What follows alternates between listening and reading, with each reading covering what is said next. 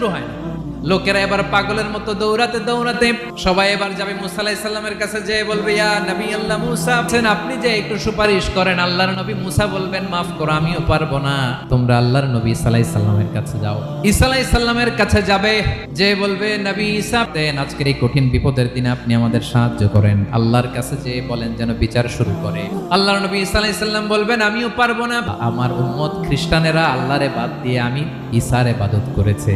আজকে আল্লাহ অনেক রেগে আছে, আমি পারবো না। তবে একটা পরামর্শ দিতে পারি, এই কঠিন সময়ে কেউ আল্লাহর দরবারে দাঁড়িয়ে একটা টু শব্দ করার ক্ষমতা কারো নাই, একমাত্র আখিরি জামানার পয়গাম্বর বিশ্বনবী মুহাম্মদুর রাসূলুল্লাহ ছাড়া।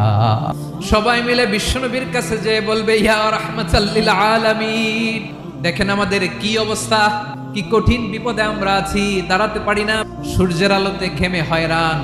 আজকে কেউ সুপারিশ করতে পারবে না, সব